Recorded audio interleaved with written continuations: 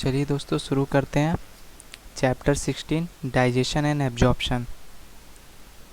अब इसमें मैं फर्स्ट पैरा में जो है इसमें कोई ख़ास चीज़ें नहीं दी हुई। इसमें वो आपको ये पता चलेगा कि मेजर कंपोनेंट्स कौन से हैं फूड में, माइनर कौन से हैं, या ज़्यादा क्वांटिटी में हमें किसकी रिक्वायरमेंट है, कम क्वांटिटी में किसकी रिक्वायरमेंट है, वाटर का क्या रोल है, और फूड से हमें मिलता क्या क्या है, और जो डेफिनेशन है इस चैप्टर की डाइजेशन की वो भी हमें इसी पैरा में देखने को मिलेगा। ठीक है, चलिए स्टार्ट करते हैं।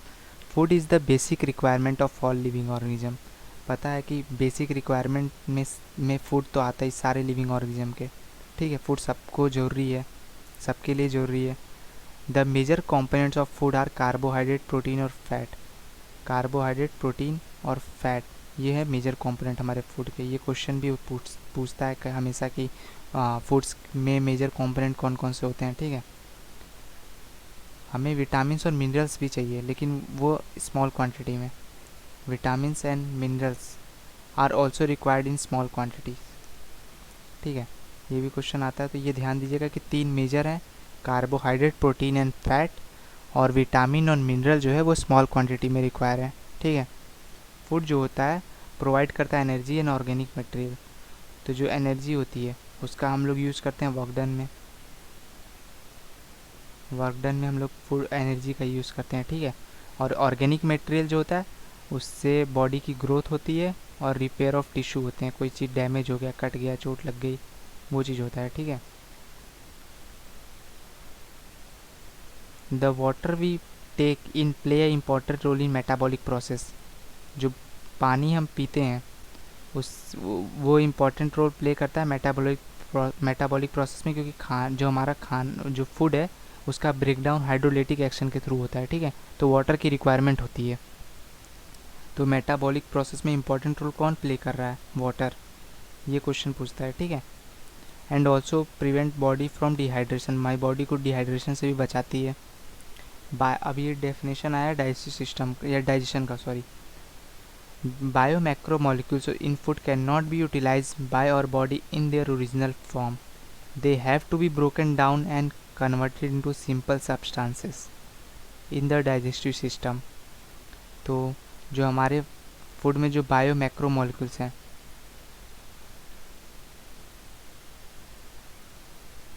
ठीक है, बायोमैक्रोमोलिक्यूल्स को सिंपल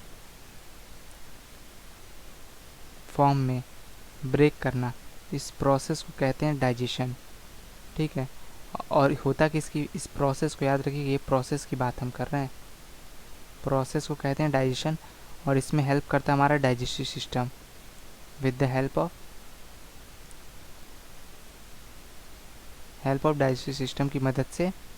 ठीक है, ये बायोमैक्रो, तो ओवरऑल डेफिनेशन डाइजेशन की क्या बन रही है कि डाइजेस्टिव सिस्टम की मदद से बायोमैक्रो मॉलिक्यूल्स को सिंपल फॉर्म में तोड़ने की प्रोसेस को हम कहते हैं डाइजेशन। तो यही लिखा है यहाँ पे, they have to be broken down and converted into simple substances in digestive system.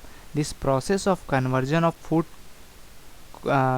of complex food substances to simple absorbable form is called digestion.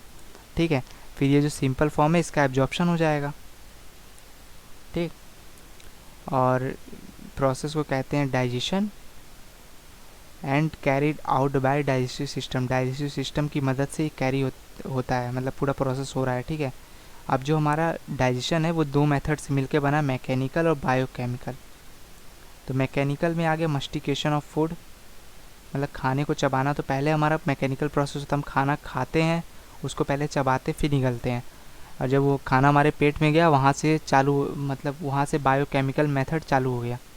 ठीक है, फिर बायो मीन्स एंजाइम्स, फिर इसमें एंजाइम्स इन्वॉल्व होंगे, केमिकल्स इन्वॉल्व होंगे, chemicals means, ठीक है। तो इस तरह से ये जो हमारा डाइजेशन का प्रोसेस है ये होता है, किस दो मेथड से मिलके बना है, मैकेनिकल और बायोकेमिकल।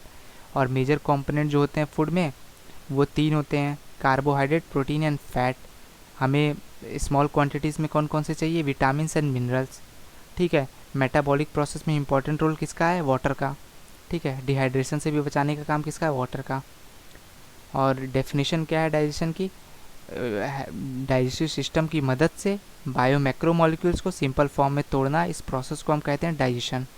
ठीक है, चलिए अब आगे देखते हैं डाइजेस्टिव सिस्टम। डाइजेस्टिव सिस्टम जो होता है ह्यूमंस का, वो दो कंपोनेंट से मिलके बना है। पहला एलिमेंट्री कैनाल हो गया, दूसरा उसके एसोसिएटेड ग्लैंड हो गया, मतलब एलिमेंट्री कैनाल और उससे जुड़े हुए ग्लैंड्स। ठीक है, इसलिए इसको बोला alimentary canal and associated gland. अब आइए देखते हैं एलिमेंट्री कैनाल, डायग्राम से अच्छे समझ में आएगा। ठीक है, ये देखिए, ये जो एलिमेंट्री कैनाल है ये पाइप है पूरी। माउथ से जब हम खाना खाते हैं वो खाना निगलते हैं, फिर वो जाता है पेट में इस पाइप के थ्रू। ठीक है, पेट में जाएगा खाना, फिर उसका वो डाइजेस्ट होगा थोड़ा बहुत, फिर स्मॉल इंटेस्टाइन में जाएगा। तो इस पूरे पाथवे को, ये जो रास्ता है, ये जो पाइपलाइन है, इसी को कहते हैं एलिमेंट्री कैनाल। ठीक है, और दूसरा बोला था दो चीज़ से मिलकर बना, alimentary canal and associated glands, उससे जुड़े हुए ग्लैंड्स। उसमें सैलिवरी ग्लैंड है जिसके 3 पार्ट हैं। ठीक है, पैरोटिड, सब मैक्सिलरी, सब lingual.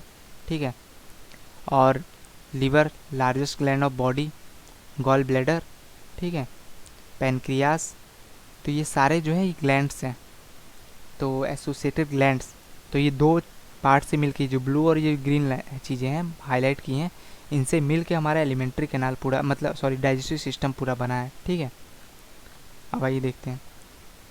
Human digestive system consist of alimentary canal and the associated gland. अब एलिमेंट्री कैनाल क्या होता है ये देखते हैं, डायग्राम से तो देख नहीं है, अब इसको पढ़ा जाए। Alimentary canal begins with anterior opening mouth, mouth से स्टार्ट होता है और पोस्टेरियरली जाके एनएस पे खुलता है। तो याद रखिएगा, एंटीरियर ओपनिंग स्टार्टिंग होती है माउथ से और एंड होता है एनएस पे। ठीक है, माउथ से स्टार्ट हुआ और एनएस पे जाके ख़त्म हो गया। ठीक, इसी को एलिमेंट्री कैनाल बोला। अब आता क्या क्या बीच में, और ये सारी चीज़ें नीचे में देखेंगे। अब यहाँ पे लिखा है कि देखिए, अब हमें अपनी बकल कैविटी के फीचर के बारे में जानना है। हमारा जो दांत है वो सॉकेट में प्रेजेंट है ना, ऐसे तो दांत हमारा किसी सॉकेट में मिल रहा है ना, तो सॉकेट को हम बोलते हैं थीका।